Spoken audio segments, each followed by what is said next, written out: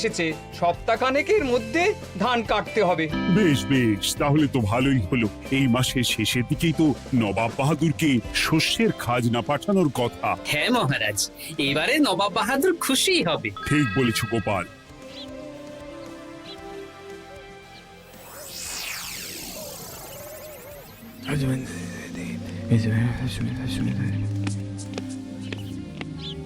প্রণাম খাম্বাজরাজ। ওই তো কৃষ্ণনগরের মন্ত্রী চলে এসেছে।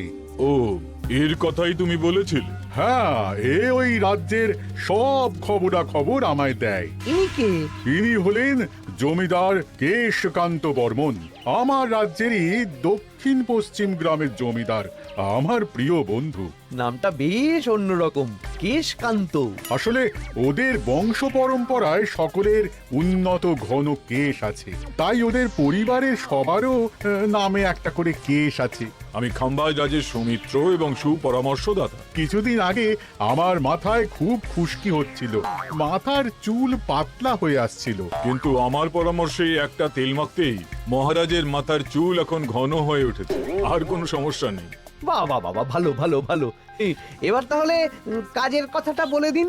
এবারে তো শুনলাম তোমাদের রাজ্যে অনেক ধান উৎপাদন হয়েছে, তাই স্বাভাবিকভাবে নবাব বাহাদুরের কাছে রাজস্ব অনেক বেশি দেবে, কি তাই তো? হ্যাঁ, এবারে রাজস্ব দানে কৃষ্ণনগরই প্রথম হবে।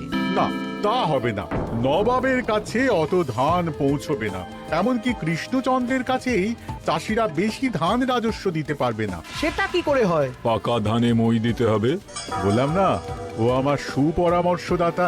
হ্যাঁ, আমার মন্ত্রীকে বাণিজ্যের কাজে বাইরে পাঠিয়েছি কিছুদিন, তাই কেশকান্ত মাঝে মধ্যেই আমার কাছে আসে, গল্পগুজব করে আর সুপরামর্শ দেয়। কিন্তু আমি কি করব? তুমি রাতের অন্ধকারে চাষিদের ধান জমিতে পাকা ধানে মই দিয়ে দাও, এমন ভাবে কাজটা করবে যাতে কাক পক্ষীতেও টের না পায়। আর তাতে আমার লাভ?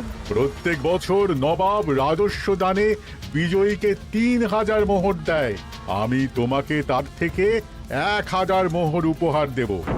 1000 মোহর? হ্যাঁ হ্যাঁ, যাও যাও যাও, কাজটা শুরু করে দাও। আচ্ছা।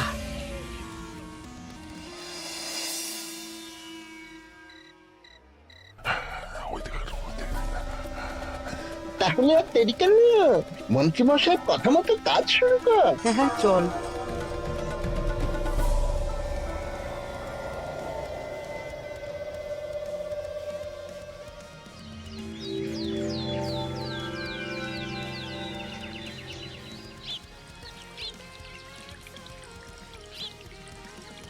এবারে তো চাষাবাদ বেশ ভালোই হয়েছে। আশা করি নবাব বাহাদুরের কাছ থেকে এবারে আমরাই পুরস্কার পাবো। হ্যাঁ মহারাজ, সারা বাংলায় কৃষ্ণনগরের মতো উৎপাদন এই বছরে কোথাও হয়নি। সর্বনাশ হয়ে গেছে মহারাজ, সর্বনাশ হয়ে গেছে। কি সর্বনাশ হয়েছে গো পুটির বাবা? গতকাল রাতে আমাদের সব জমির পাকা ধানে মই দিয়ে দিয়েছে। সে কি? এবার আমরা কি করব মহারাজ? কাদের কাদের জমিতে হয়েছে এসব? যেই জমিতে তাকাবেন সেই জমিতেই এই কাণ্ড, ধান ঝরে সব মাটিতে পড়ে আছে। এবার আমরা কি করব? হায় হায় হায়, এবার আমাদের রাজ্যের কি হবে? নবাব বাহাদুরকে তো জবাব দিতে পারবো না। বড় বিপদ হয়ে গেল, রাজ্যে গ্রহের প্রকোপ নেমে এলো। ও, আর কদিন পরেই আমার টেকে আসবে 1000 মোহর। ঠিক আছে, তোমরা সবাই এখন বাড়ি যাও। না, আমার মন মেজাজ ভালো নেই।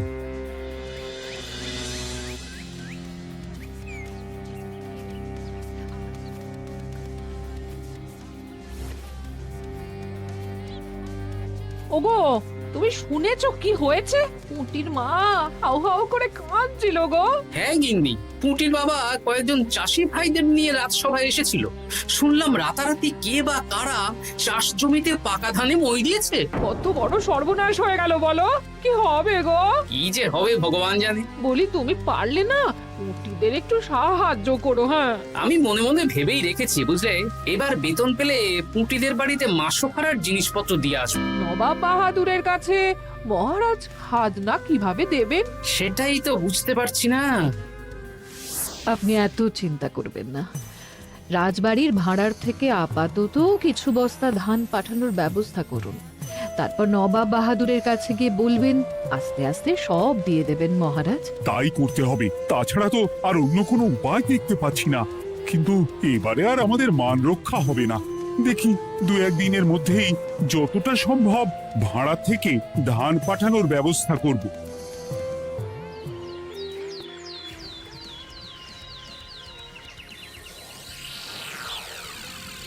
এই বছর 10,000 বস্তা ধান রাজস্ব এসেছে খাম্বাজ রাজ্য থেকে, 7,000 বস্তা ধান এসেছে বর্ধমান রাজ্য থেকে, আর মাত্র 100 বস্তা এসেছে কৃষ্ণনগর থেকে। তাই এই বছরের বিজয়ী রাজ্য হচ্ছে খাম্বাজ রাজ্য। খাম্বাজ রাজ্যের রাজার হাতে 3,000 মোহর উপহার হিসেবে তুলে দিচ্ছেন।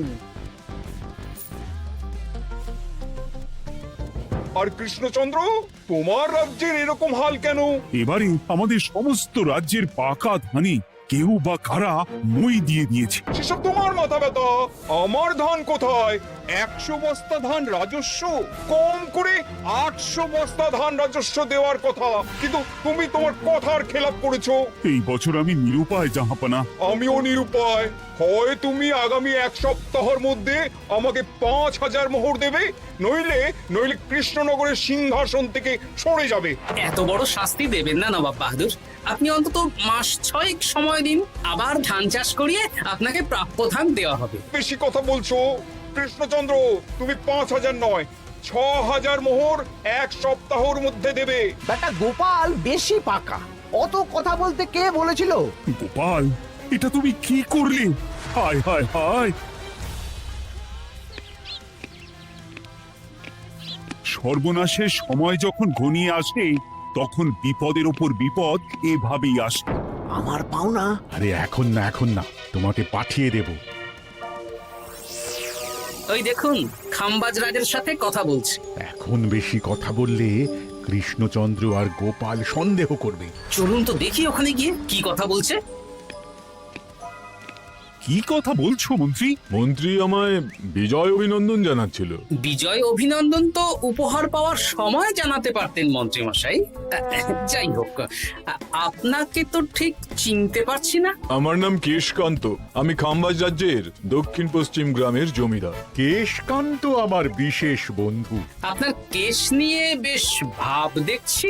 হ্যাঁ, ওই কদিন আগে তো খাম্বাজ রাজের মাথার চুল পাতলা হয়ে আসছিল, খুশকি হচ্ছিল আর কি। তো ওনার পরামর্শে একটা তেল মেখেই তো খাম্বাজ রাজের আবার ঘন কালো চুল ফিরে এসেছে। কেশকান্ত জমিদার হতে পারে, কিন্তু ওর অর্থনৈতিক অবস্থা তাবর রাজাদের থেকে অনেক ভালো।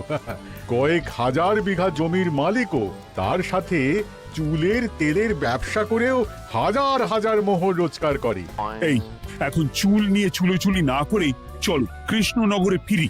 এমনিতেই মন মেজাজ খারাপ, 1 সপ্তাহের মধ্যে আবার 6,000 মোহর জোগাড় করতে হবে। হ্যাঁ, চলুন চলুন।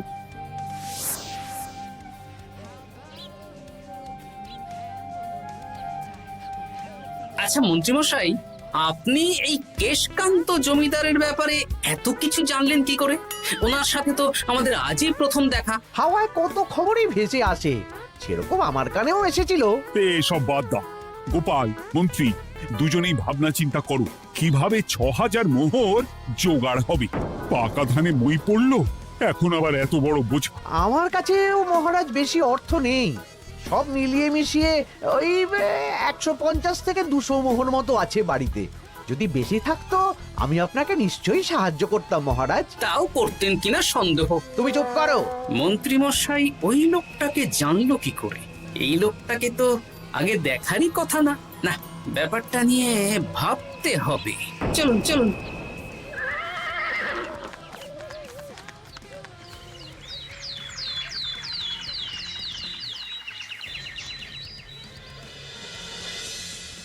বুঝলে গিন্নি, 1 সপ্তাহের মধ্যে মহারাজকে 6,000 মোহর জোগাড় করতেই হবে, নইলে সিংহাসন ছাড়তে হবে।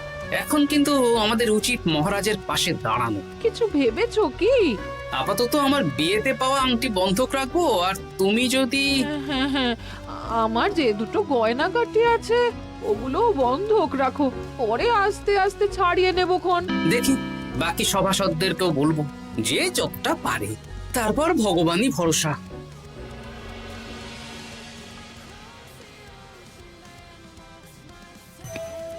আপনি এত চিন্তা করবেন না মহারাজ। চিন্তা না করে কি আর কোনো উপায় আছে? সিন্ধুকে যা আছে তা দিয়ে 3000 মোহর হয়ে যাবে, কিন্তু তারপর আর কি করব? এবার কি নিরুপায় হয়ে জায়গা জমি বিক্রি করতে হবে? কিছু একটা করতেই হবে। আপনি গোপালকে একবার বলে দেখুন, প্রত্যেকবার যখনই বিপদে পড়েছেন তখন গোপালই আপনাকে বাঁচিয়েছে। দেখি আগামীকাল রাজসভা শুরু হওয়ার আগে গোপালের সাথে ব্যাপারটা নিয়ে আলোচনা করব।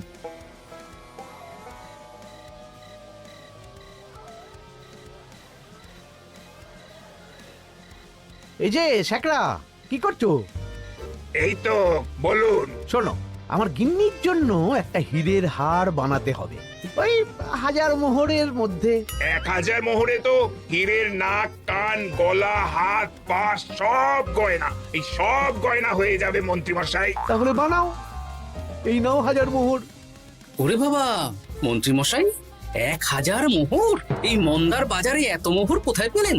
গতকালই তো বললেন আপনার কাছে 150 থেকে 200টা আছে। সে যেখান থেকেই পাই তাতে তোমার কি? না, আমার কিছু না।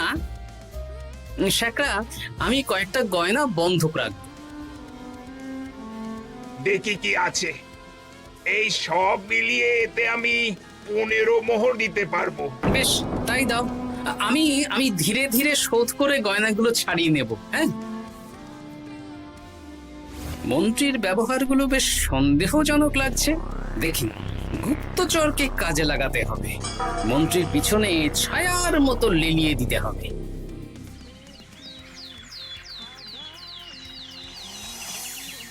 মহারাজ, আমি চেষ্টা করছি আপনার এই মোহর কিভাবে জোগাড় করা যায়। আপ্রাণ চেষ্টা করছি। দেখো, আমি 3000 মোহর পারবো, কিন্তু তার বেশি হলে জায়গা জমি বেচতে হবে। হাতে যে বেশি দিন সময়ও নেই। আচ্ছা মহারাজ, দেখছি। তবে মন্ত্রীমশাই চাইলেই আপনাকে 1000 মোহর দিয়ে সাহায্য করতে পারতেন, কিন্তু উনি তা না দিয়ে ওনার গিন্নির গয়না বানাচ্ছেন, হীরের গয়না। দেখি, মন্ত্রী তো কালকেই বলল ওর কাছে 150 থেকে 200 মোহর আছে মাত্র। 1000 মোহর কোথা থেকে পেল? সে উনিই জানেন। তবে তার খবর খুব তাড়াতাড়ি আশা করি পেয়ে যাব মহারাজ।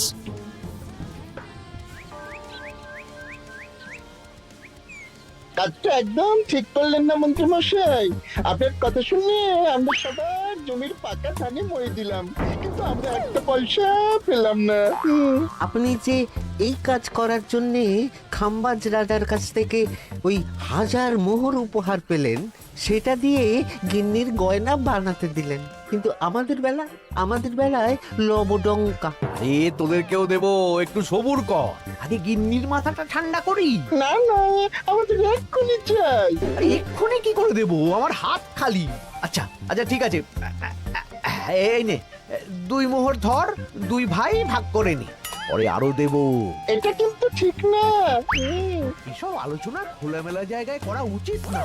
উফ, পরে তোদের সাথে কথা বলবো, এখন যেতে দে, বাজার করব, তারপর আবার রাজসভা আছে।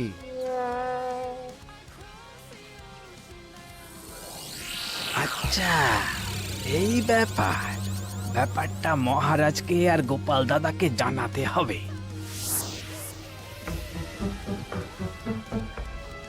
গোপাল দাদা, মহারাজ আসল খবর পেয়ে গেছি। কি খবর? আমি একটু আগে শুনলাম। কাজটা একদম ঠিক করলেন না মন্ত্রী মশাই। আপনার কথা শুনে আমরা সবার জমির পাকা ধানে মই দিলাম, কিন্তু আমরা একটা পয়সা পেলাম না। আরে তোদেরকেও দেবো, একটু সবুর কর। মন্ত্রী, আমি না তোমাকে মেরেই ফেলবো। মহারাজ, মন্ত্রী মশাই এখানে গৌণ। উনি অর্থের লোভে এসব করেছেন, আর ওনাকে দিয়ে করিয়েছেন খাম্বাজ রাজ। হ্যাঁ, যাতে এবারে বিজয়ী হতে পারেন। তাই আপনি এই খবর 5 কান করবেন না মহারাজ। আমি খাম্বাজ রাজ আর ওই কেশকান্তর কাছ থেকে ক্ষতিপূরণ ঠিক আদায় করে আনব। কিন্তু কিভাবে? শুনুন তাহলে।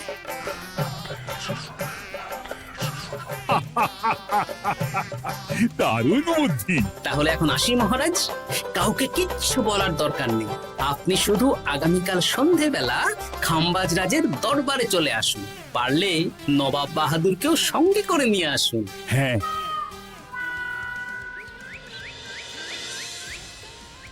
প্রণাম খাম্বাজ রাজ।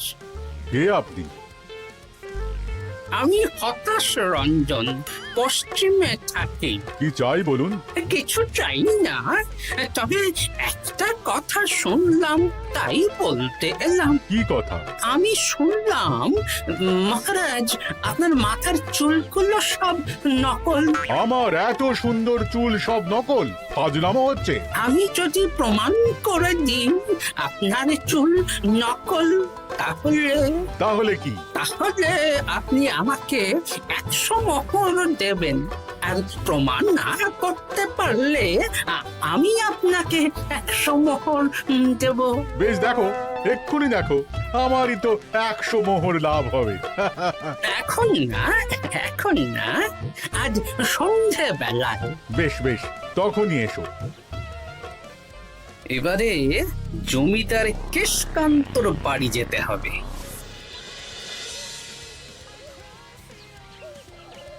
জমিদার মশাই বাড়ি আছেন?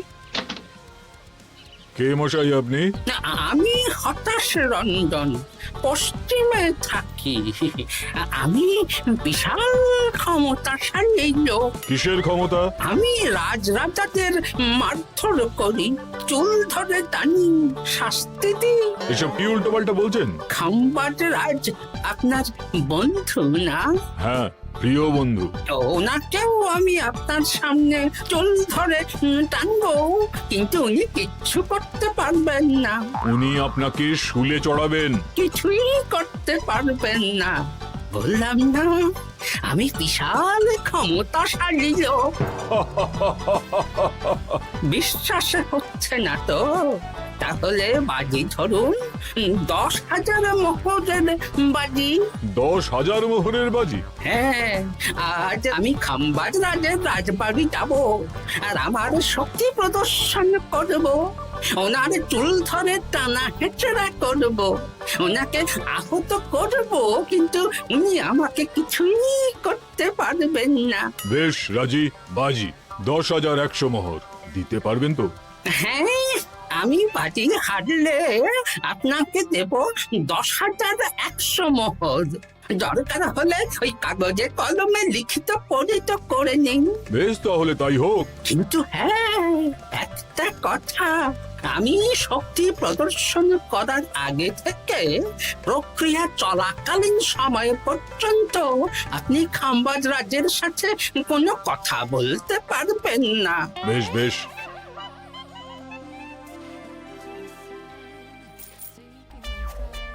তাহলে শুরু করি। শুরু করো। এবার আমি প্রমাণ করেই ছাড়বো।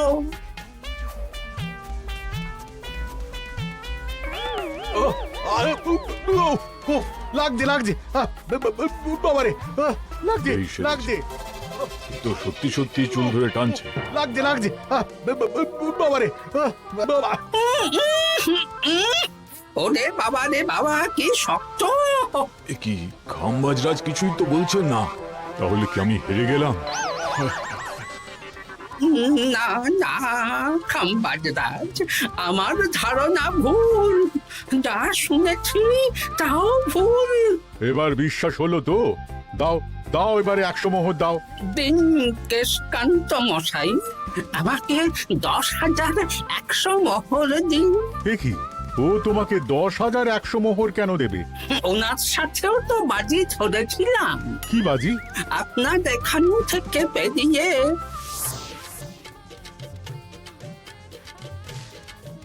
এবারে দিন তো দেখি, সব কাগজ কলমে লেখা আছে। এই নাও। হায় হায় হায় হায়। সাবাস গোপাল, সাবাস, তুমি আমার মুখ রক্ষা করেছো। গোপাল, কৃষ্ণচন্দ্র, নবাব বাহাদুর, আপনারা? হ্যাঁ, আমি গোপাল। এটা ছাড়া আর কোনো উপায় ছিল না খাম্বাজ রাজ। আপনি আমাদের মন্ত্রীর মাথা খেয়ে যে জঘন্য কাজটা করিয়েছেন সেটা তো আর প্রমাণ করতে পারতাম না, তাই ছলে বলে কৌশলে আপনার প্রিয় বন্ধুর কাছ থেকে আদায় করে নিলাম। হ্যাঁ নয়, হ্যাঁ।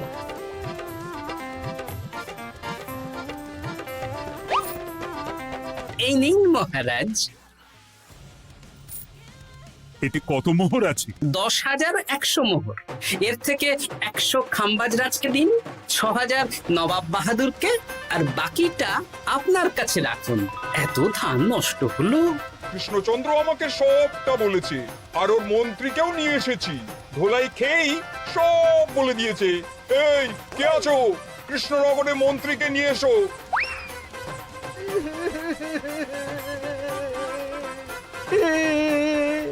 মার খেয়ে আমি সব বলে দিয়েছি খাম্বাজ রাজ। উদ্ধার করে তো জাহাপানা, আমাকে ক্ষমা করে দিন। এর কোনো ক্ষমা নেই। তোমাকে আমি কারাগারে বন্দি করব। হায় হায় হায়, সামান্য টাকার লোভ করতে গিয়ে পুরো মাঠে মারা গেলাম।